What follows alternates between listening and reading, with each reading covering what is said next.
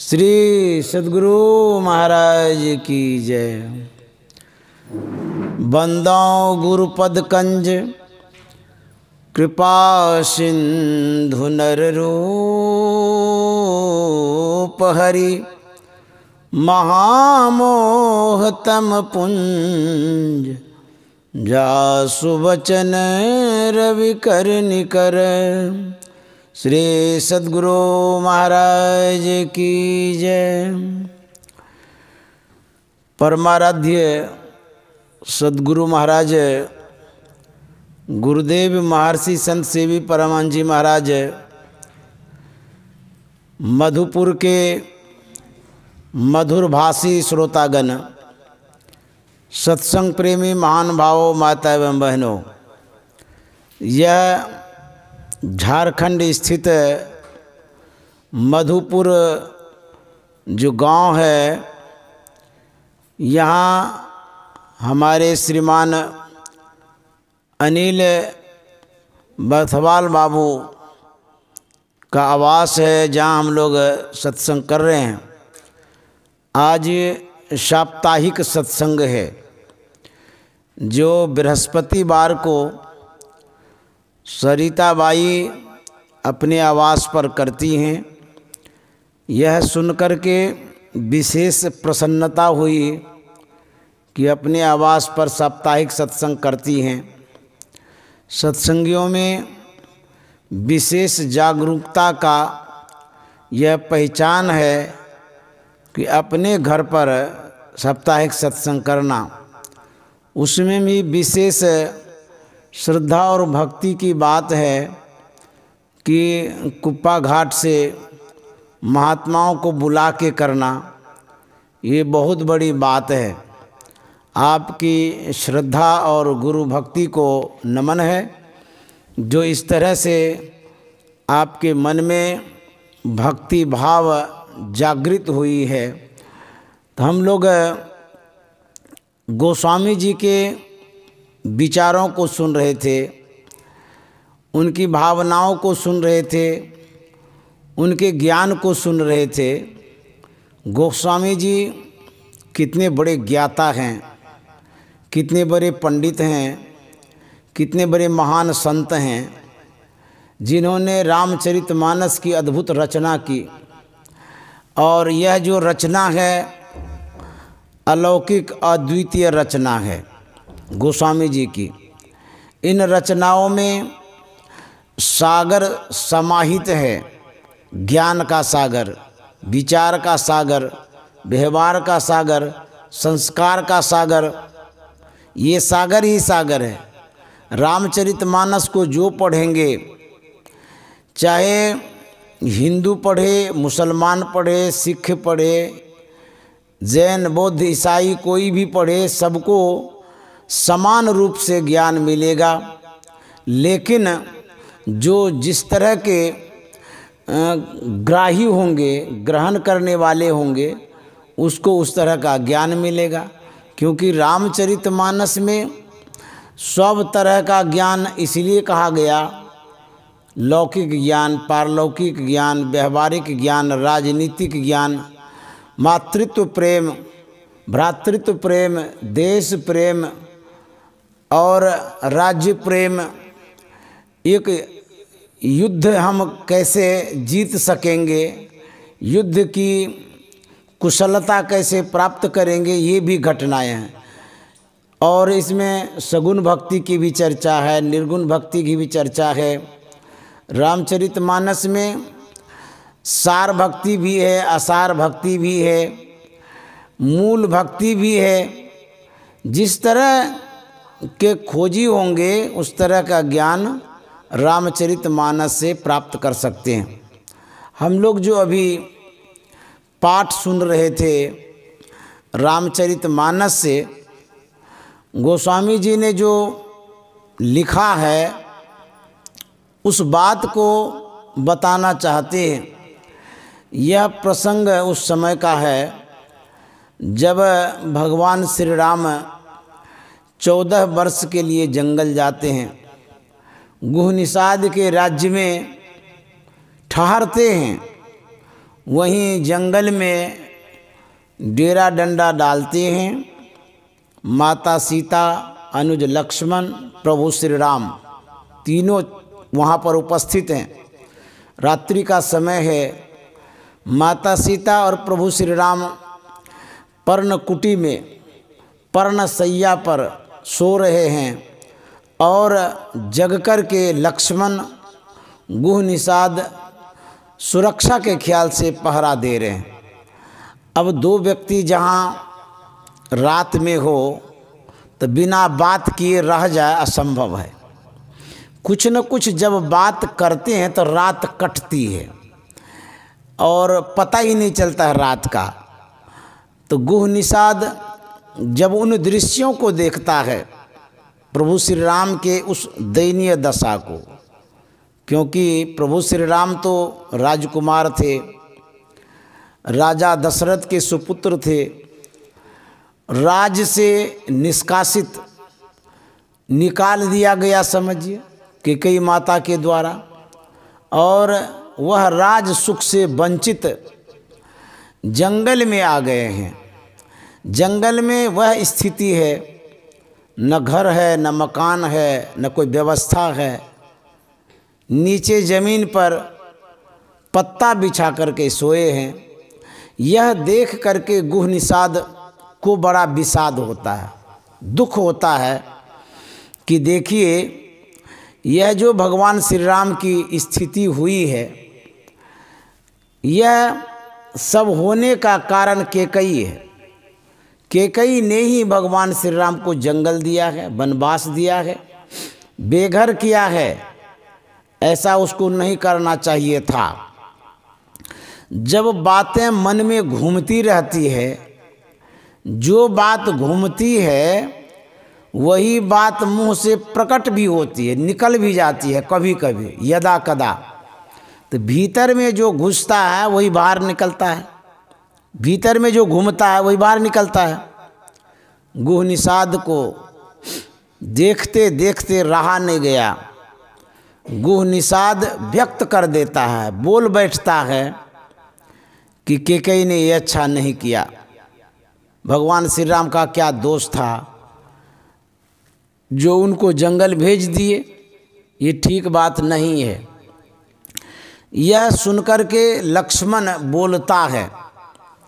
कोई भी जब जिज्ञासा रखता है, चाहे घर में रखे, बाहर में रखे, स्कूल में, कॉलेज में, विद्यालय में, गुरुकुल में, गुरु के पास, संत के पास, आश्रम में, कहीं भी जब जिज्ञासा कोई रखता है, चाहे किसी तरह की जिज्ञासा हो, उसका जवाब कैसे देंगे, इस बात को यदि सीखना चाहते हैं तो लक्ष्मण के बातों से सीख सकते हैं। लक्ष्मण जवाब देता है, बोलता है। बोले लखन मधुर मृदु बानी, ज्ञान विराग भगति रस सानी। लक्ष्मण बोलता है। किन बातों पर बोलता है? गुह निषाद के बातों पर अपनी भावना व्यक्त करता है। लक्ष्मण बोलता है। बोले लखन, किस तरह से बोलता है? मधुर मृदुबानी। लक्ष्मण के बोलने में मधुरता है, जबकि कैकेयी माँ की बातों को लक्ष्मण सुन रखा है, जान रखा है। गुह निषाद दोहरा भी दिया कि कैकेयी ने अच्छा नहीं किया भगवान श्री राम को वनवास दे करके। तो जब कैकेयी माता के ऊपर दोषारोपण लग रहा है, इतनी बड़ी बात कि प्रभु श्री राम को जंगल आना पड़ा, वैसे पात्र जिन्होंने प्रभु श्री राम को जंगल भेजा है, उस पात्र की कहानियों को, कथाओं को जान करके कोई मधुर भाषी होंगे। जैसे आपका कोई दुश्मन हो, परिवार का दुश्मन हो, और उसके विषय में आप जब सुनेंगे तो क्या बड़ाई करेंगे? नहीं, गुस्सा करेंगे, कहेंगे वो अच्छा आदमी नहीं है, उसको इस तरह से करना नहीं चाहिए था जो उन्होंने किया, ऐसा सर्वसाधारण बोलेंगे। लेकिन लक्ष्मण ज्ञानी है, वो वेदांत की बात बोलता है, समझदार है लक्ष्मण, समझदारी की बात करता है। क्या कहते हैं? काहुन को सुख दुख कर दाता, निज कृत कर्म भोग सुनु भ्राता। लक्ष्मण कहता है, ए भाई, कोई किसी को सुख दुख देने वाला नहीं है। यह जो तुम देख रहे हो प्रभु श्री राम की जो स्थिति है, उनके कर्मों के कारण है। देखिए, कोई पक्षपात नहीं। ये नहीं कि भाई है तो उनका पक्ष लेके बोलेंगे, किसी का पक्ष और विपक्ष इसमें नहीं है। तब कहता ज्ञान विराग भगत रस सान। लक्ष्मण ज्ञान की बात बोलता है, वैराग्य की बात बोलता है, भक्ति की बात बोलता है। तो जब ज्ञान वैराग्य और भक्ति की बात कही जाती है, उसमें सबके हित की बात होती है, कल्याण की बात होती है। ज्ञान वैराग्य और भक्ति की बात में कोई पक्षपात नहीं है, कभी नहीं हो सकता है। यदि आप इस तरह से बोलेंगे, इसमें कोई पक्षपात नजरे नहीं आएगा। लक्ष्मण बोलता है कैसे? जो भी बोलता है उस वाणी में मधुरता है, मिठास है, मुलायमता है, विनम्रता है, मधुर मृदु वाणी। बोलने के लिए लक्ष्मण से सीखना चाहिए। बातों में मिठास होनी चाहिए। कैसी मिठास? जैसे चीनी जहाँ पर रहेगी चींटी पहुँचेगी, उसी तरह से आपकी वाणी में यदि मिठास होगी तो कौन नहीं बस हो जाएगा, कौन नहीं आपके पास आएगा, कौन नहीं आपकी मधुर वाणी को सुनना चाहेगा। यदि आप मिष्टभाषी हो जाते हैं, मधुर भाषी हो जाते हैं, तो यह जो बोलने की कला आप में विकसित होती है, ये मंत्र है, किसी को बस करने का मंत्र है। यदि आप मधुर भाषी होते हैं, आपकी बातों को सुन सुन करके लोग बस में हो जाएगा। गोस्वामी तुलसीदास जी महाराज ने कहा है, तुलसी मीठे बचन सौ सुख उपजत चहोर।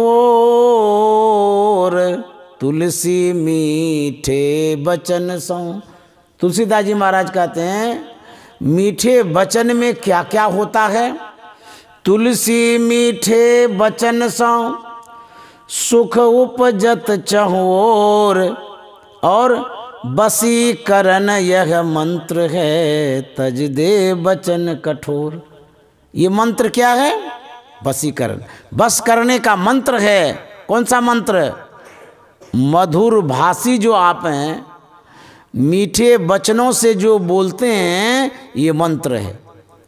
और ये मंत्र क्या करता है? बस कर देता है आदमी को। और क्या बेनिफिट है, क्या लाभ है इसे?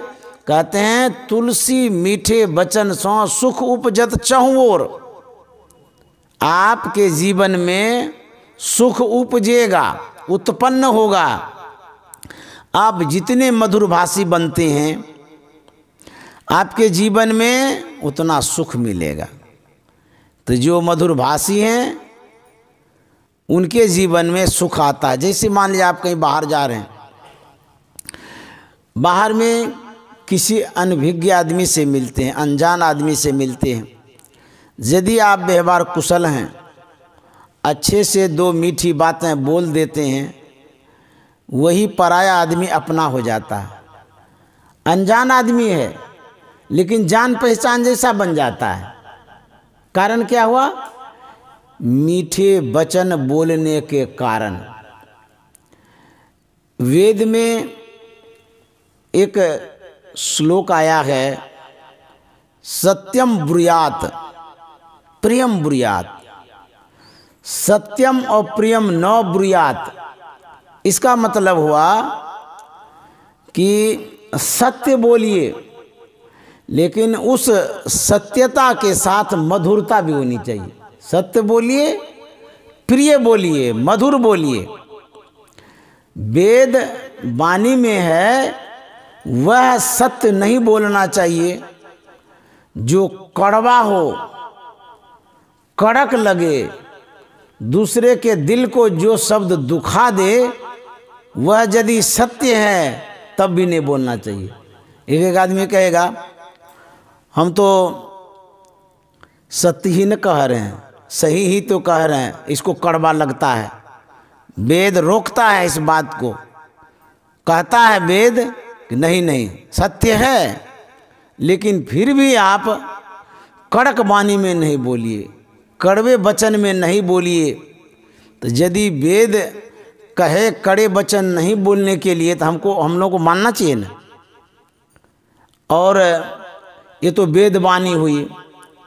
अब गुरुवाणी को सुनिए। गुरुवाणी में जो गुरु महाराज ने कहा है वचन के विषय में, उसको ध्यान से सुनिए।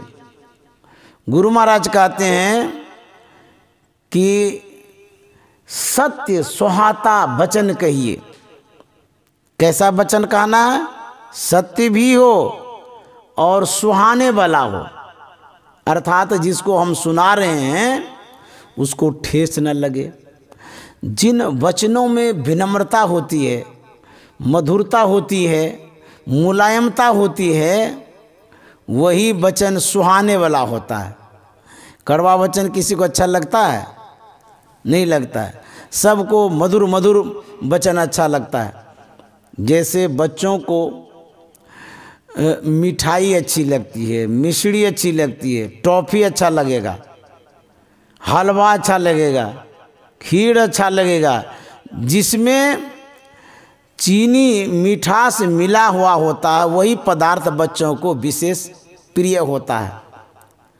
और बच्चों को तो प्रिय है ही है मीठा पदार्थ, बड़े बुजुर्ग बूढ़ों के लिए भी वो प्रिय है। वो तो बड़े बुजुर्ग को प्रिय है ही है, लेकिन जिसको डायबिटीज हो गया है, शुगर हो गया है, उसको भी मीठास पदार्थ विशेष प्रिय होता है। तो मीठा किसको अच्छा नहीं लगता है? आदमी को तो छोड़ दीजिए, चींटी को भी अच्छा लगता है, जानवर को भी अच्छा लगता है। मीठा पदार्थ सबको प्रिय लगता है, सबको अच्छा लगता है। तो जो मीठा पदार्थ है जैसे सबके लिए प्रिय है, उसी तरह से आपके अंदर में जो वाणी है, जो शब्द है, यदि उसमें मिठास घोल दीजिएगा, मीठा मिला दीजिएगा, मीठा बना के बोलिएगा, तब क्या होगा? जैसे मीठा पदार्थ सबको प्रिय है, उसी तरह से आप सबके प्रिय हो जाएंगे। मधुर वचन क्या है? कहते मधुर वचन है औषधि, कटुक वचन है तीर, श्रवण द्वार है संचरे, घाले सकल शरीर। मधुर वचन क्या है? कहते हैं औषधि है। औषधि कहते हैं दवाई को। औषधि कहते हैं जिससे हम अपनी बीमारी को ठीक करते हैं। जड़ी बूटी कहिए या टेबलेट कहिए, मेडिसिन कहिए, या उसको और भी नाम से आप कुछ कह लीजिए। तो कहते हैं आपके अंदर में जो मधुरता है, मुलायमता है, यही औषधि है। कहते हैं मधुर वचन है औषधि, औषधि का काम करता है। कटुक वचन है तीर। जैसे बाण मारते हैं तो बाण से घायल होता है ना, बाण से किसी को भी घायल कर देते हैं। उसी तरह से जो बाणी है वो भी बाण का काम करता है। बाणी बाण का काम करता है, घायल कर देता है। वैसे तीर एक जगह लगता है, वो एक जगह घायल करता है। शब्द रूपी बाण जो है, शब्द रूपी बाण यदि आपको लगेगा तो पूरे शरीर को घायल कर देगा। देखिए एक शब्द है, उसमें तीक्ष्णता कितनी है, कितना खतरनाक बाण है शब्द रूपी बाण। कहते हैं घाले सकल शरीर, पूरे शरीर को घायल कर देता है। इसीलिए वाणी तो अनमोल है, जो कोई बोले जानी, ये तराजू तौल के तब मुख बाहर आनी। वाणी अनमोल है, यदि आप निकालते हैं तो निशाना पहले से लगा लीजिए कि कहाँ पर हमको छोड़ना है, समझ गए। यदि गलत ढंग से निशाना लग गया तो महाभारत होगा, लड़ाई होगी। मुंह से जो शब्द निकल जाता है वो जीवन में लौट के नहीं घुसता है।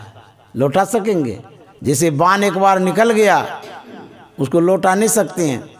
पुराने ज़माने में ऐसे योद्धा हुए हैं जो बाण को भी लौटाते थे, बाण से बाण की लड़ाई होती थी। लेकिन ये जो शब्द रूपी बाण है, ये जब निकल जाएगा कोई नहीं लौटा सकते हैं। किसी के अंदर में हिम्मत ही नहीं है, जो आवाज़ निकल गई उसको लौटा लें। दूसरे आदमी जो सुन लेता है आप लौटा नहीं सकते हैं।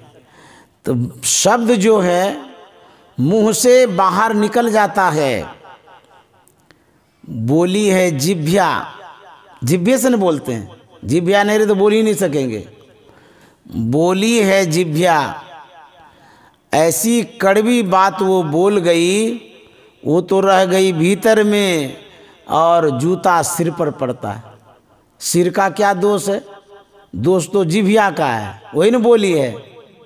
उसको मार लगनी चाहिए, लेकिन नहीं, वो भीतर में छुप जाती है। बोल करके वो भीतर छुप जाती है और जूता कपाड़ खाता है। तो इसीलिए बोलना चाहिए सोच के समझ के। वाणी तो अनमोल है, जो कोई बोले जानी, ये तराजू तौल के तब मुख बाहर आनी। कहते यदि वाणी को आप बाहर करना चाहते हैं, हृदय रूपी तराजू पर तौल करके बाहर करिए। अर्थात बात को पहले तौलिए। तौलने का मतलब ये तराजू पर तौलना नहीं है, अर्थात विचार करिए, सोचिए ये बातें जो है उचित है कि अनुचित है, बोलना ठीक रहेगा कि नहीं रहेगा। कहीं झट से बोल दिए, उल्टा पुल्टा हो गया तो तब तो अब पछताए होत क्या जब चिड़िया चुग गई खेत। बात निकल गई, अब क्षमा मांगते रहिए। गलती हो गई, भूल हो गई, तो भूल तो हो गई लेकिन घायल भी तो हो गया आदमी। बांध छोड़ दिए, उसको शरीर में लग गया, कहिएगा क्षमा कर दीजिए। भाई क्षमा तो वो कर देंगे, लेकिन जो पीड़ा हुई, वेदना हुई, कष्ट हुआ, जो दुख हुआ, पेन हुआ शरीर में, उसको कौन क्षमा करेगा? शरीर में तो भोगना ही पड़ेगा उसको। हमारे गुरुदेव महर्षि संत सेवी जी महाराज ने बड़ा अच्छा कहा है, बचन हो सत्य प्रिय मधुरम, बचन हो सत्य प्रिय मधुरम, वो जीवन स्वावलंबी हो। बचन हो सत्य प्रिय मधुरम, वो जीवन स्वावलंबी हो। गुरुदेव क्या कहते हैं? वचन हो सत्य प्रिय और मधुरम। सत्य सुहाता वचन कहिए, गुरु महाराज ने कहा, और गुरुदेव ने कहा सत्य प्रिय और मधुरम। सत्य भी हो, प्रिय भी हो और मधुरता युक्त हो। उसके बाद जो लक्ष्मण ने कहा है वचन के विषय में, ज्ञान विराग भगत रस सानी। यदि आप बोलते हैं, अपनी बातों में जरूर तर्क करिए, सोचिए, विचारिए कि हम जो बोल रहे हैं वो ज्ञान की बात है कि नहीं है। बोलना तो सब कोई बोलते हैं, ज्ञान की बात बोलते हैं, अज्ञान की बात बोलते हैं, अच्छी बात बोलते हैं, बुरी बात बोलते हैं, विवाद की बात बोलते हैं, कुछ समाधान की बात बोलते हैं, कुछ समस्या की बात बोलते हैं, बोलते ही तो रहते हैं। लेकिन 3 बात पर ध्यान दिया गया है, दिलाया गया है। कौन सी बात? जिन बातों में ज्ञान हो वो वेद सम्मत बात होगी, जिन बातों में ज्ञान हो। उसके बाद जिन बातों में विराग हो, राग वाला नहीं, आसक्ति वाला नहीं, जिन बातों में वैराग्य भी हो, अर्थात अनासक्ति हो, संसार के प्रति दुराव हो और परमात्मा के प्रति लगाव हो, इसको कहते हैं वैराग्य। ज्ञान विराग। तीसरी बात है भक्ति। भक्ति कहते हैं सेवा को। जो बात आप बोलने जा रहे हैं उन बातों में भक्ति भाव है कि नहीं, सेवा भावना उसमें है कि नहीं, प्रभु की भक्ति उस बातों में समाहित है कि नहीं है। तो यदि ये तीन बातें हैं तो आपकी बातें पूर्ण है, सत्य है, सही है और अनुकरणीय है। उन बातों को स्वीकार करना चाहिए, ग्रहण करना चाहिए, उन बातों के अनुरूप चलना भी चाहिए। और नहीं तो यूँ ही बोलते रहिए, आपके बात का कोई वैल्यू नहीं है।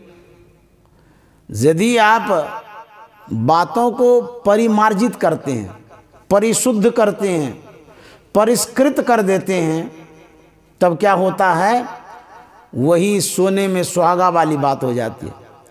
आपके घर में बहुत सामग्री है, यदि उस सामग्री को कलात्मक ढंग से बनाते हैं, जैसे आलू है, आलू लोग कोई उबाल के खाता है, आलू कोई भुजिया बना के खाता है, आलू का कोई चोखा बना लेता है, आलू को कोई समोसा में डाल के खाता है, आलू को कोई परोठा में डाल के खाता है। अच्छा, आलू एक है लेकिन प्रकार कितना बन जाता है। आलू को जिस पदार्थों से मेल कराते हैं, उन पदार्थों में मिलकर के आलू अपनी विशेषता को कायम रखता है। जैसे आप चोखा खाइए, उसकी विशेषता अलग है, और आलू को परोठा में दीजिए, आलू परोठा हो जाएगा, वो खाने में बड़ा अच्छा लगेगा। उसी आलू को समोसा में दीजिए, शाम के समय जलपान करने में आएगा, कहता बाप क्या समोसा बना है, अरे वो आलू के कारण वैसा लगता है। खाली उसमें आटा दे के बना दीजिए, मैदा दे के बनाइए तो अच्छा लगेगा। तो आलू एक है, लेकिन उसी आलू का स्थानांतरण हो रहा है, बदलाव हो रहा है। उसी आलू में बदलाव होने के कारण वो आलू प्रिय भी हो रहा है। उसी तरह से आपके अंदर में जो वाणी है, जो शब्द है, उन शब्द को अलग अलग स्थानों में अलग अलग तरह से उपयोग करिए, प्रयोग करिए। यदि कोई बालक है, उनके सामने कैसे प्रस्तुत करेंगे वाणी को, वह वाणी आपके ऊपर डिपेंड करता है कि किस तरह से सजा के बोलते हैं, आप संवार के बोलते हैं। तो वाणी का प्रयोग पात्र के अनुरूप भी किया जाता है, तब जाकर के शोभा देता है। यदि एक रूपता रहेगी वाणी में, सत्य है लेकिन एक रूपता है, तो उसमें निरसता आ जाती है। जैसे आलवे है, रोज आलवे खाइए, खाली उबाल उबाल के खाइए, मन भर जाएगा। कहेंगे दो कितना आलू खाएंगे। टेस्टी के लिए मिर्च मसाला जब डालते हैं, परोठा में देते हैं, तब देखिए कितना अच्छा लगता है। तो परिवर्तन जब होता है, बदलाव जब होता है, तो स्वाद बढ़ जाता है। उसी तरह से जो हमारी वाणी है, देश काल पात्र देख करके जब प्रयोग करेंगे, वाणी का व्यवहार करेंगे, इस वाणी में चार चांद लग जाएगा। बच्चों के साथ किस तरह से व्यवहार करना चाहिए, एक उदाहरण गुरुदेव महर्षि संतसेवी परमहंस जी महाराज के समय का देते हैं। बच्चों के साथ वो कैसा बिहेव करते थे, व्यवहार करते थे, बच्चों के साथ किस तरह से बोला करते थे, किस तरह से शब्दों का प्रयोग करते थे, यह घटना कुप्पा घाट की है। गुरुदेव महर्षि संतसेवी परमहंस जी महाराज से संबंधित है। एक बार अररिया जिला के सत्संग प्रेमी, अररिया आरएसएस से एक श्रीमान अशोक अग्रवाल जी स्वपरिवार आए थे कुप्पा घाट। उसका जो पुत्र था, लड़का छोटा सा था, लेकिन उतना भी छोटा नहीं था। हमको लगता है कि 7-8 साल का जरूर होगा अंदाज से। तो अररिया भवन है गुरु निवास के आगे में, उन्हीं का बनाया हुआ है।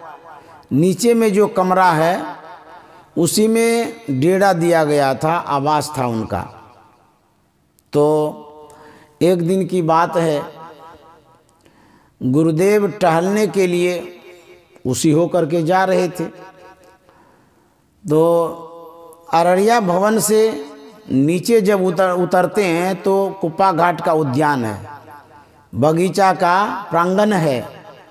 तो सीढ़ी उतरने के पहले वो छोटा सा नन्हा मुन्ना लड़का दौड़ते हुए आता है, गुरुदेव के आगे जा कर के प्रणाम करता है, सिर झुका करके।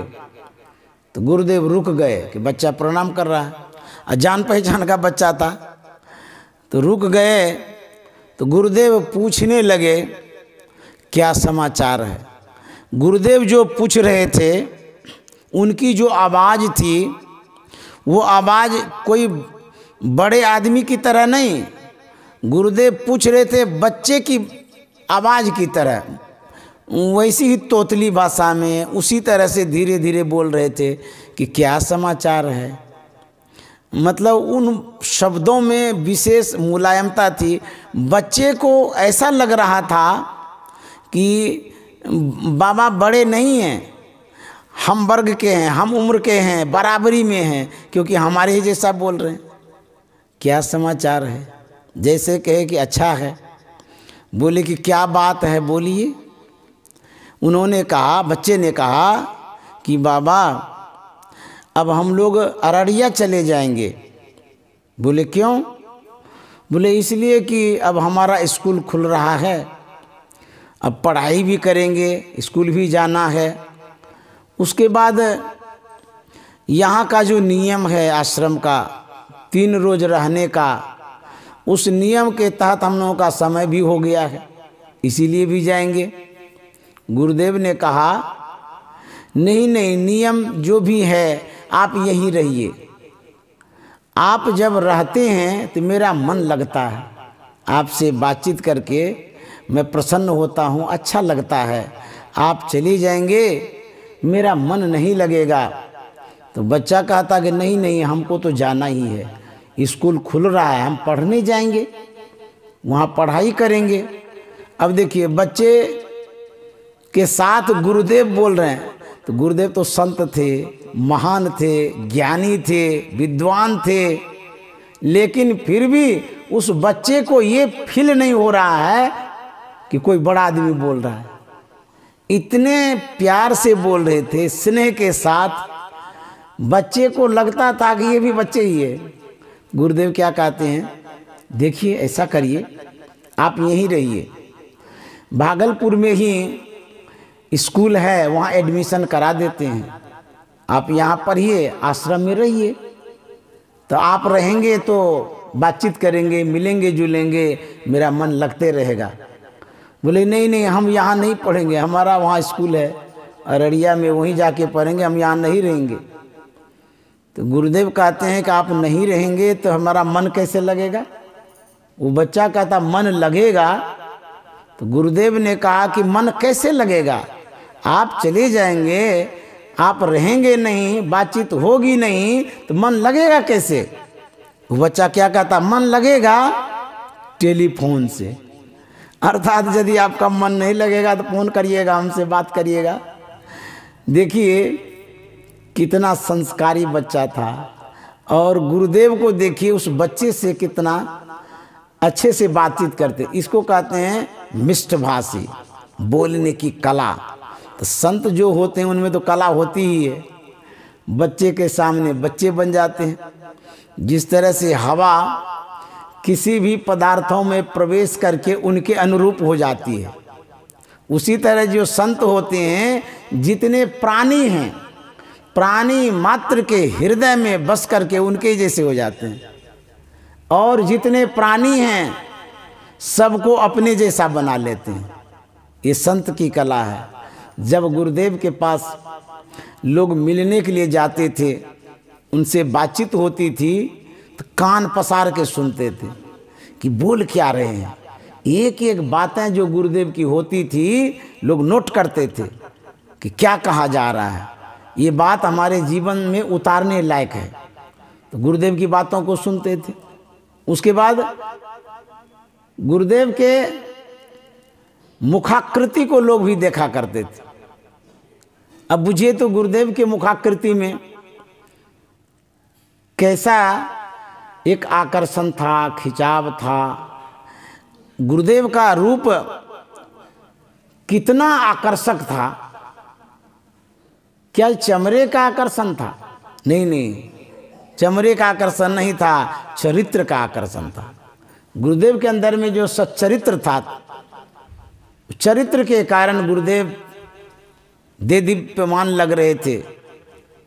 अच्छे आचरण के कारण, अच्छे व्यवहार के कारण लोग भीड़ लगा के रखते थे, हटना नहीं चाहते थे। मैं जब सेवा में था तो जब भीड़ लग जाती थी, गुरुदेव कहते थे कि सबको हटाओ, प्रणाम कर लिया है, बोलो जाने के लिए, दर्शन हो गया। तो मैं कहता था कि अब जाइए, दर्शन तो कर लिए। लोग कहते थे नहीं नहीं, हम लोग कितना दूर से आए हैं, कितना खर्चा करके आए हैं, और हम अभी नहीं जाएंगे, हम और दर्शन करेंगे। तो फिर थोड़ा रुक जाते थे तो गुरुदेव कहते थे अरे हटाओ सबको, दर्शन हो गया, बोलो जाने के लिए। जब कहते थे कि अब आप लोग जाइए, तो लोग क्या कहते थे, आप तो यहाँ रहते हैं, हर वक्त दर्शन करते रहते हैं, हम लोग दूर से आए हैं, हम लोग हटा देना चाहते हैं, दर्शन करने देना नहीं चाहते हैं। तो लोग बिगड़ भी जाते थे। तो गुरुदेव के जीवन से जो मैंने देखा, बड़े व्यवहारिक थे, ज्ञानी तो थे ही, संत तो थे ही, साधक तो थे ही, बड़े व्यवहारिक थे। एक व्यवहारिक बात बतला रहे हैं। एक भागलपुर के सत्संगी आए अपने बच्चों को लेकर के। बहुत सत्संगी आते थे भागलपुर से भी, भागलपुर शहर के थे वो। बच्चे को लाए, प्रणाम कराए, अपने भी प्रणाम किए। तो गुरुदेव जब बच्चों को देखते थे, मैंने ये बात देखा है अपने आँख से, नज़रों से, बच्चों को जब देखते थे कुछ न कुछ प्रसाद अवश्य दिलाते थे। हे बच्चा को दे दो कुछ भी, चाहे वो जो भी प्रसाद उपलब्ध होता था उस समय, फल फूल मिठाई कुछ भी, थोड़ा सा दो उनको, तो बच्चे को अवश्य दिलाते थे प्रसाद। एक दिन की बात है, एक बच्चा आया था अपने माँ बाप के साथ में। तो गुरुदेव ने मुझसे कहा कि विद्यानंद इनको प्रसाद दे दो। तो मैं गया अंदर, फ्रिज खोला, तो दाएं हाथ से फ्रिज खोला, बाएं हाथ से सेब लिया, प्रसाद लिया, और झट से आ गया देने के लिए। तो गुरुदेव तो सब देखते रहते थे, नज़र रहती थी। तो जैसे ही हम बाएं हाथ से ही ऐसे आगे बढ़ाए प्रसाद, बच्चा तो पकड़ लिया, लेकिन गुरुदेव बिगड़ गए। बोले अरे तुमको इतना भी अकल नहीं है कि प्रसाद बाएं हाथ से नहीं देना चाहिए। बच्चा तो अबोध है, ना समझ है, वो तो ले लिया, लेकिन तुम तो समझदार है, तुमको इस तरह से नहीं करना चाहिए था। और इस बात को हम ये नहीं समझ पा रहे हैं कि गुरुदेव बिगड़ क्यों रहे हैं। अब बाएं और दाएं की क्या बात है, हमको कुछ समझ में नहीं आ रहा है। कभी तो ऐसा मौका मिला नहीं था, हम तो सब हाथ का उपयोग करते रहते थे, बाएं से देना हो, दाएं से देना हो, कभी भी देना हो। इस बात को गुरुदेव ने सिखाया कि कोई भी चीज़ किसी को, कोई भी चीज़ बाएं हाथ से नहीं देना चाहिए। उस दिन गुरुदेव ने कहा, चाहे वो रुपया देना हो अथवा कोई भी वस्तु यदि देना हो किसी को, तो दाएं हाथ में लेकर के देना चाहिए। तो गुरुदेव ने उस दिन सिखाया कि प्रसाद तुमने बाएं हाथ से दिया, ऐसा तुमको नहीं करना चाहिए था, दाएं हाथ से देना चाहिए था। और हमको ये पता नहीं था, हम तो गए, दाएं हाथ से फ्रिज खोले, बाएं हाथ से फल लिए, और बाएं हाथ से लेकर के उनको दे दिए बच्चे को। देखिए ये व्यवहारिकता है, कितनी अच्छी बात है, गुरुदेव ये सिखाए थे हमको। तो यह जो व्यवहारिक ज्ञान है, यह समाज में बहुत ज़रूरी है। व्यवहार कुशल, वाणी कुशल, इसकी आवश्यकता है। एक बार गुरुदेव विश्राम करके दोपहर में बैठे हुए थे। गुरुदेव प्रत्येक दिन जब 2 बजे उठते थे विश्राम करके, 1 घंटा बस विश्राम करते थे या आधा घंटा, कुछ जरूर विश्राम करते थे दोपहर में। गुरुदेव 2 बजे उठ जाते थे। उठने के बाद 1 गिलास जल लेते थे। बड़ा गिलास होता था जिसमें लगभग हमको लगता है आधा लीटर पानी अटता होगा, चांदी का गिलास। तो गुरुदेव बैठे थे, मैंने गिलास में जल भरा, गुरुदेव के पास आया, गुरुदेव को जल दे दिए। तो चादर जो गुरुदेव की थी वो बिखरी हुई थी बेड पर। तो मेरे मन में हुआ कि इसको समेट देते हैं। तो गुरुदेव जल ले रहे हैं, हम चादर समेट रहे हैं। अब देखिए कि हमको तो पता नहीं था कि कैसे समेटना है, सीधे सीधे नहीं मोड़ मार देते हैं, जैसे हुआ वैसे चपोत दिए, मोड़ करके सीधा एकदम छोटा बना करके रखे। जब गुरुदेव जल ले लिए उसके बाद हमसे बोलने लगे। अब बोलने लगे तो किस लहजे में, जैसे बिगड़ने के लहजे में बोले। अरे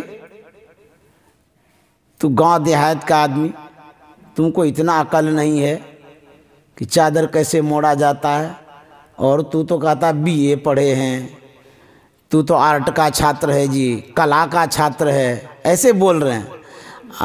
हम कभी जवाब नहीं देते थे हुजूर को, मतलब कि हिम्मत नहीं होती थी कि कोई बात पर कोई जवाब दे। हमको डर बहुत लगता था, भयभीत होते रहते थे। सुन लेते थे गुरुदेव की बातों को, लेकिन जवाब नहीं देते थे। कला का छात्र है, तुम्हें तो चादर मोड़ने की भी कला नहीं है, क्या तुम BA पढ़ा लिखा है जी? हम चुपचाप सुन रहे थे, डर भी रहे थे क्या गलती हो गई। हम अपने हिसाब से तो मोड़ दिए थे ठीक से ही, लेकिन गुरुदेव उस मोड़े हुए चादर को फैला दिए और कहने लगे कि देखो कैसे चादर मोड़ना चाहिए। तो जहाँ पर वो धारी बनता है ना मोड़ने के बाद, या आयरन जो देते हैं, उसी हिसाब से एक बार फोल्ड किए, बोले देखो ऐसे मोड़ रहे हैं। फिर दोबारा फोल्ड किए, तिबारा फोल्ड किए, जिस ओर से मुड़ा हुआ रहता है आयरन देने के बाद उसी ओर से मोड़ते गए। और उसके बाद हाथ से चादर को सहला दिए, बोले देखो अब कैसा लगता है। सही में गुरुदेव ने जो चादर मोड़ा कि लगा जैसे कि कोई बनिया नहीं होता है, कपड़ा वाला बनिया, कपड़ा बेचने वाला कितना सहेज के रखता है, वैसे ही कपड़ा गुरुदेव मोड़ के रखते थे और चादर को मोड़ दिए। बोले कि इस तरह से कपड़ा रखा जाता है, यदि तुम कपड़े का इज्जत देगा तो यही कपड़ा तुम्हारी इज्जत बढ़ाएगा, और जैसे तैसे रखेगा मुचरा जाएगा, टूट जाएगा, देखने में अच्छा नहीं लगेगा। तो मैंने गुरुदेव को देखा था कि जो कपड़ा उपयोग में लाते थे, जैसे गंजी है, कुर्ता है, धोती है, तो उसको अपने से मोड़ते थे सहेज करके, और मोड़ करके वो तकिया के नीचे रखते थे। सही में रखते रखते उसमें आयरन जैसा हो जाता था। तो गुरुदेव इस तरह से कपड़े का व्यवस्था करते थे, हिफाजत करते थे, इज्जत करते थे। ये गुरुदेव सिखाए थे। उसके बाद बहुत बातें सिखाए हमको। एक बार हम नींबू लाए, गुरुदेव बोले कि नींबू लाओ, तो ले आए वहाँ से अंदर से नींबू। उसके बाद बोले काटो, तो पानी में नींबू मिला करके लेना था गुरुदेव को। गुरुदेव हैं और हम हैं और कोई नहीं है। हम छुरी लाए, नींबू को जैसे पहले काटते थे उसे काटने लगे। तो जैसे काटने लगे, हम जो पकड़े तो बोले अरे रे ये कैसे काटता है, तुमको नींबू भी नहीं काटने आता है, ऐसे नींबू नहीं काटा जाता है। तो गुरुदेव नींबू पकड़ लिए और बताए कि छुरी यहाँ से चलाओ, इस भाग से चलाओ। गुरुदेव को पता था कि नींबू का रस कैसे विशेष निकलता है, काटने की उसमें कला होती है। जैसे तैसे काटिएगा ना तो निचोड़ने में दिक्कत होगी। तो जब बताए उसको काट तो दिए, हाथ भी थरथर कर रहा था काटने में, कहीं भूल ना हो जाए, गुरुदेव रोक दिए हैं। तो उसको काट तो दिए, अब निचोड़ने की पारी आ गई। देखिए हम गांव देहात के लड़के बच्चे ठहरे। हमको ये सब कहाँ व्यवहार का ज्ञान था, गुरुदेव ने सिखाया है। अब देखिए, नींबू काटने नहीं आता था हमको, और नींबू निचोड़ने भी नहीं आता था। अब कहेंगे इसमें क्या निचोड़ने की बात है, लेकिन गुरुदेव ने सिखाया है। तो जब हम नींबू को पकड़े तो गुरुदेव तुरंत बोले नहीं नहीं ऐसे मत पकड़ो नींबू को। तब गुरुदेव अपने हाथ में लिए, देखिए सिखा रहे हैं गुरुदेव। तो नींबू को पकड़ लिए और ऐसे निचोड़ने लगे गिलास में। अब मैं देख रहा हूँ, तो नींबू को जब निचोड़े तो रस निकला। तो गुरुदेव उसमें ये बतला रहे थे, ये जो उंगली का चमड़ा है, त्वचा है, ये उस रस में नहीं सटना चाहिए। ये बतला रहे थे कि जैसे तुम निचोड़ रहे हो, वो तो तुम्हारे उंगली से सट जाएगा, स्पर्श हो जाएगा, वो तो सही नहीं रहेगा, ठीक नहीं होगा। वो रस निचोड़ना है, लेकिन उंगली के त्वचा से स्पर्श ना हो। देखिए, नींबू निचोड़ने की कला गुरुदेव ने सिखाया, काटने की भी कला सिखाया। जानते हैं, मुझे शब्दकोश देखने नहीं आता था। कोई भी कहेगा इसमें कौन बड़ी बात है, शब्दकोश देखने में उल्टाते जाओ देखते जाओ। नहीं, ऐसे नहीं देखा जाता है। शब्दकोश जो देखा जाता है, पहले हमको ये पता नहीं था कैसे देखा जाता है। कभी कभी गुरुदेव कहा करते थे शब्दकोश लाओ, मैं लाता था। तो शब्दकोश उल्टाते थे गुरुदेव, देखा करते थे। उनका जो स्वभाव था, गुरुदेव का जो विचार था, गुरुदेव के पास जो ज्ञान था, जो कला थी, मैंने आंखों से देखा। तो गुरुदेव कभी कभी शब्द खोजते थे। तो कैसे खोजते थे, गुरुदेव ने हमको सिखाया। हुआ क्या, एक बार दिए शब्दकोश से शब्द खोजने, बोले ये शब्द खोजो। तो हम उल्टा रहे हैं शब्दकोश को, उल्टा रहे हैं शब्दकोश को, मिल ये नहीं रहा है। तो बोले अरे कैसे खोजता है जी। तो हम तो ऐसे शब्द को खोज रहे थे, और शब्द सागर होता है, वो शब्दकोश है ना, वो हम ढूंढ रहे हैं, मिल ये नहीं रहा। तो गुरुदेव ने देखा कि ये उल्टा पुल्टा खोजता है। तब गुरुदेव हमको सिखाते हैं कि देखो, जो शब्द है जिसको तुम खोज रहे हो, जैसे तुम खोज रहे हो अनादि, तो अनादि शब्द यदि खोजना है तो शब्दकोश के ऊपर में देखो ओ है, पहला अक्षर ओ, उसके बाद दूसरा अक्षर देखो नो होगा, उसके बाद आकार होगा, उसके बाद हर्षिक दो होगा, हर्षिकार होगा।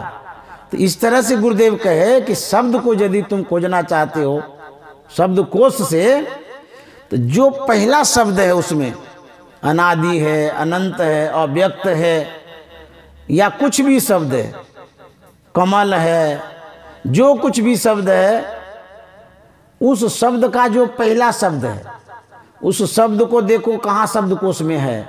उसके बाद जो दूसरा है, तो कैठो शब्द से बनता है ना अक्षर। इस तरह से गुरुदेव ने सिखाया शब्दकोश में शब्द ढूंढने के लिए।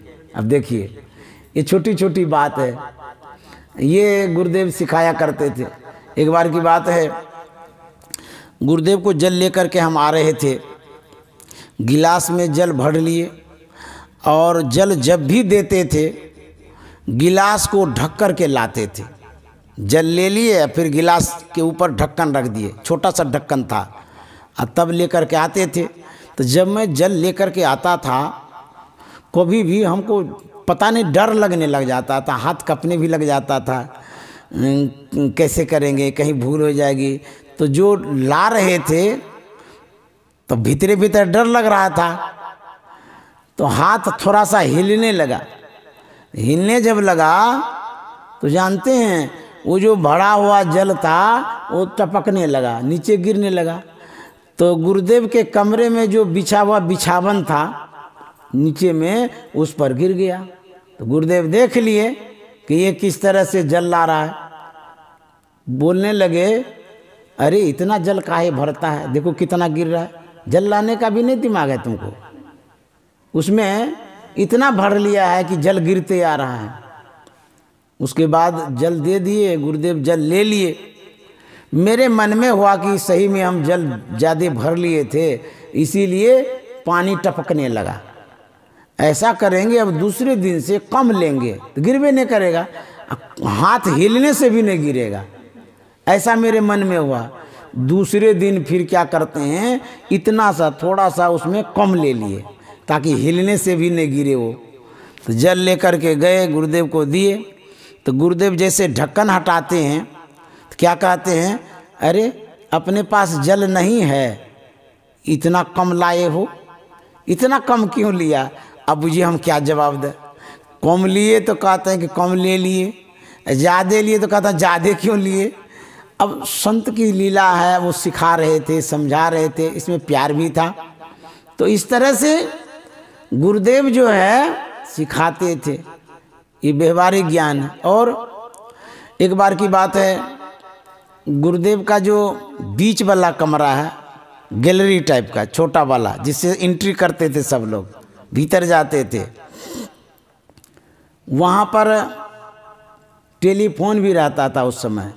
एक टेबल होता था, उसमें टेलीफोन होता था। उसके बाद बगल वाला जो कमरा है, गुरु महाराज के बगल वाला, उस कमरे में गुरुदेव के सिर में जो तेल लगाते थे वो रहता था बोतल। तो जब जब सिर में दर्द होता था, उसी से वो तेल लेकर के माथे में गुरुदेव लगाया करते थे। अब देखिए, जब मैंने देखा कि गुरुदेव को आने जाने में दिक्कत होगी, स्वास्थ्य थोड़ा सा ठीक नहीं है, तो मेरे मन में ये हुआ कि ये जो कमरा है, इस पर आने में एक सीढ़ी का स्टेप है, एक छोटा सा, चढ़ करके तब उस कमरे में आते थे, फिर नीचे उतरते थे। तो मेरे मन में हुआ कि हुजूर को लेने में आसान होगा, तो यहाँ से बोतल हटा करके वहाँ पर सामने में रख देते हैं, उधर बीच वाला जो गैलरी वाला है स्थान, वहीं पर मैंने वहाँ रख दिया। गुरुदेव 9:30 बजे के लगभग स्नान करते थे, 10:30 1 घंटा के लगभग ध्यान करते थे। ध्यान करके कभी कभी वही तेल सिर में लगाते थे जब दर्द होता था। तो उस दिन बोतल खोजने गए वहीं पर जहाँ रखते थे गुरुदेव। अच्छा, हम बता के तो नहीं रखे कि हुजूर यहाँ रख रहे हैं, बताए नहीं थे। अपने मन से अपना दिमाग लगा के हम काम किए, यहाँ रख देते हैं, हुजूर उठेंगे तो ले लेंगे यहाँ से।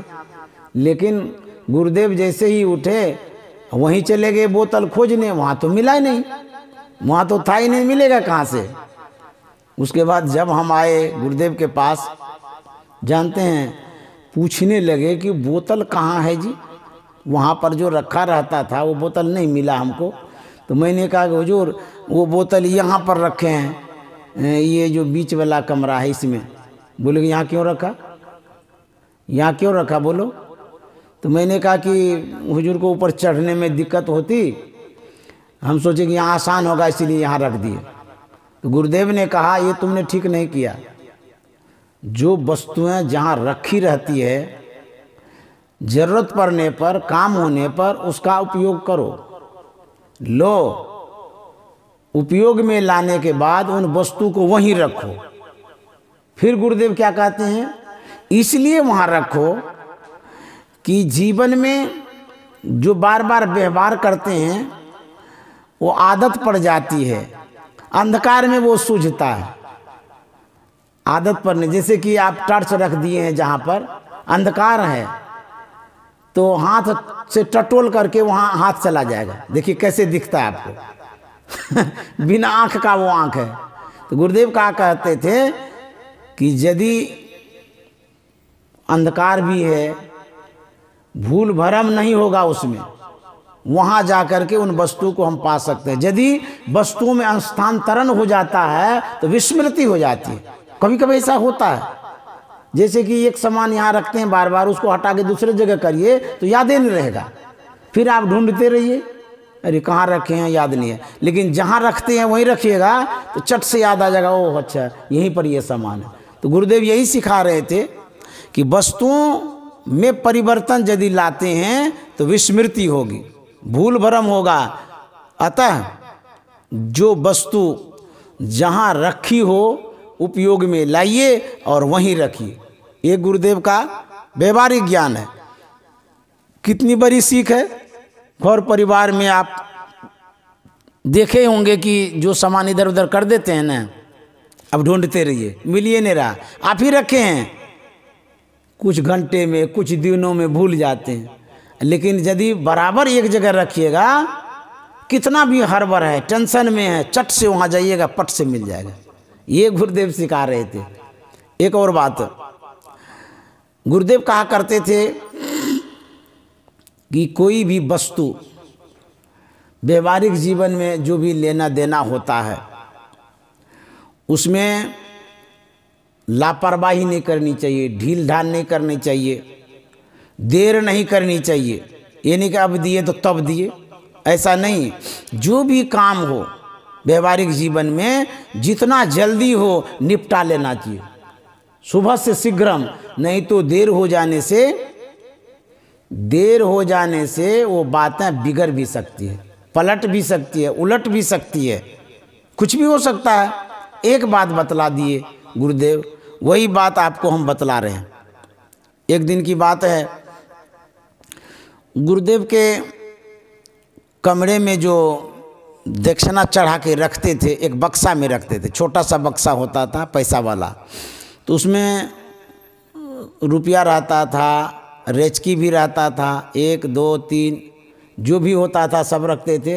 जब वो बक्सा भर जाता था तो गुरुदेव कहते थे उसको खाली कर लो और गिनती करो, और जो रेचकी है, खुला पैसा जो है, उसको खेतान जी के पास ले जाओ और वहाँ से मोटा करके ले आओ। एक दिन ऐसा हुआ, फेरा लग गया हमको। क्या? तो हम क्या करते थे, जो भी पैसा होता था खुला वाला, ढेर हो जाता था ना, तो सब जा कर के जो खेतान जी किताब दुकान पर रहते थे उस समय, महर्षि में ही साहित्यागार में वो सेवा देते थे, बड़े विश्वासी ईमानदार अच्छे आदमी थे। सब पैसा खुला वाला जा कर के पोटरी बना के दे देते थे।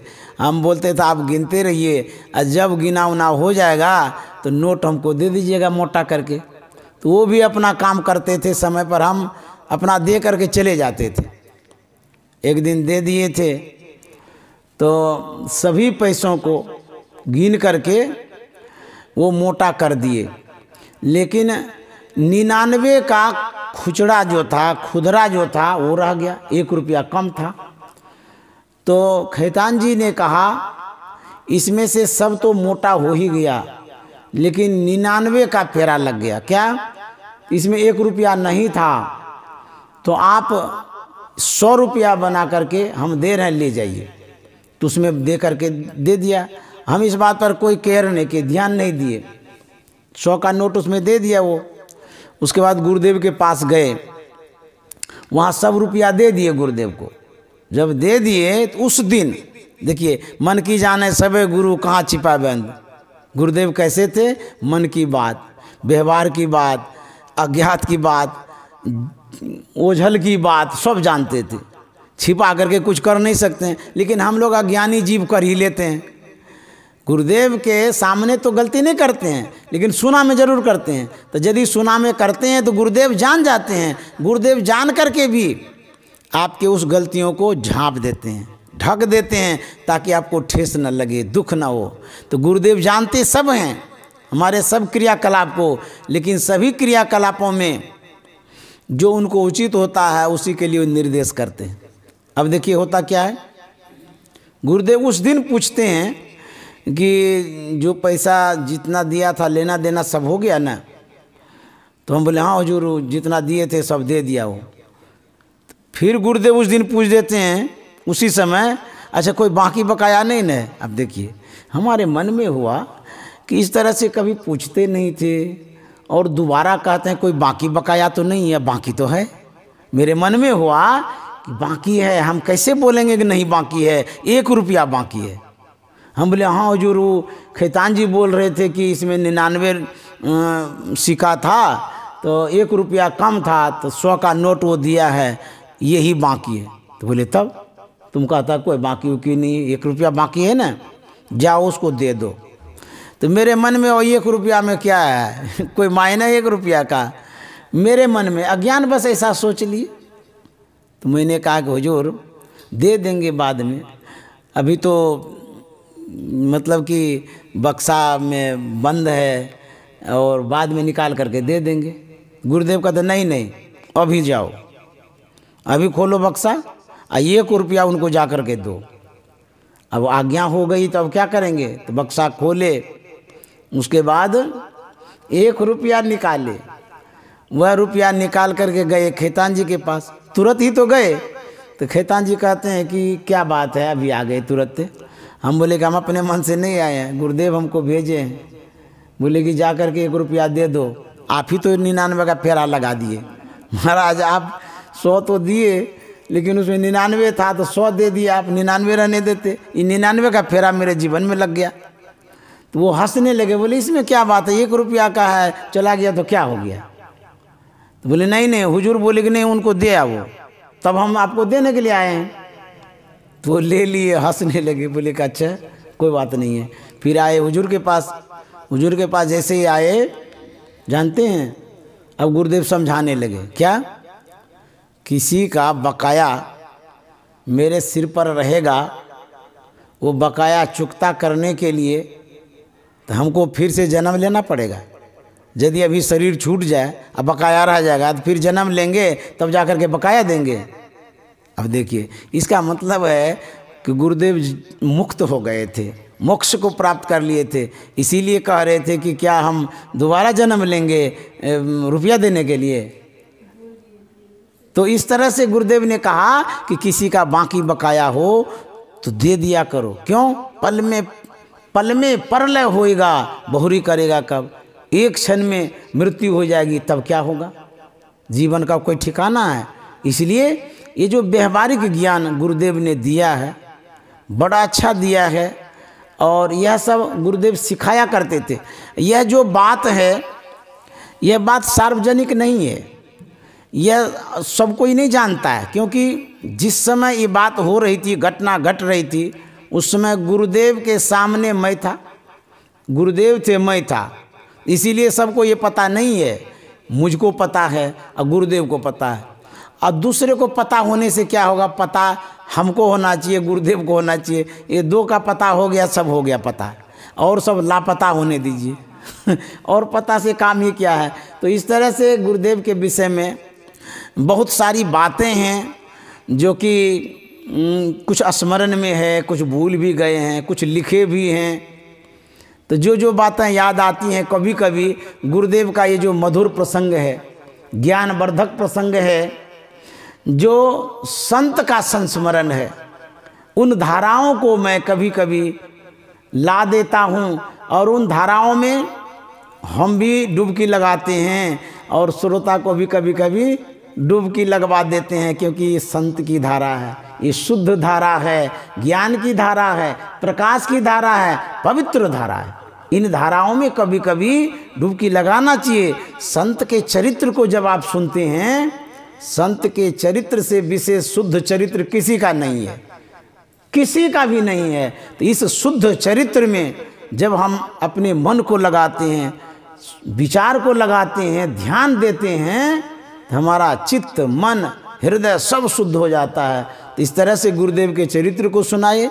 उसके बाद जो वाणी पर कह रहे थे, गुरुदेव का व्यवहार बड़ा मधुर था, मिष्टभाषी थे, सर्वप्रिय थे। वो सबको प्यार देते थे, स्नेह देते थे, चाहे किसी जाति के हों, किसी वर्ग के हों, किसी उम्र के हों, पढ़े हों, अनपढ़ हों, कोई भी हों, शहर के हों, देहात के हों, धनवान हो कि निर्धन हो, सबको एक समान स्नेह और प्यार गुरुदेव दिया करते थे। उसी प्यार स्नेह के कारण आज गुरुदेव को सब कोई मान रहे हैं, जान रहे हैं। अभी 20 दिसंबर को, जो 20 दिसंबर 2022 ईस्वी आने वाला है, आज 15 तारीख है, अब मात्र 5 रोज बचा है। कुप्पा घाट में विशेष रूप से, विशाल रूप से गुरुदेव के जयंती को मनाने जा रहे हैं और झांकी भी निकलेगी 19 तारीख को 1 बजे दिन में कुप्पा घाट से झांकी निकलेगी जयंती की।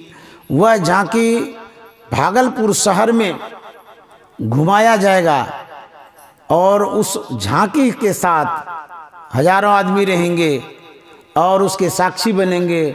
शोभा बढ़ाएंगे और गुरुदेव की सेवा होगी, तो हम गुरु भक्तों का, अनुयायियों का यह पुनीत कर्तव्य होता है कि ऐसे महान पुरुषों का जन्मदिन मनावें, साक्षी बने, क्योंकि बार बार यह अवसर नहीं आता है। अभी हम शरीर में हैं, सांस चल रही है, तो सदगुरु की सेवा जयंती मना करके कर लीजिए। उसके बाद कल का क्या ठिकाना है, दूसरी जयंती मना पाएंगे नहीं मना पाएंगे, कौन जानता है। तो जो समय मिला है, अवसर मिला है, जो जा सकते हैं अवश्य वहाँ जाइएगा, जयंती में भाग लीजिएगा। उसके बाद गुरुदेव के संस्मरण को बहुत सारे विद्वानों से सुनिएगा, महात्माओं से सुनिएगा।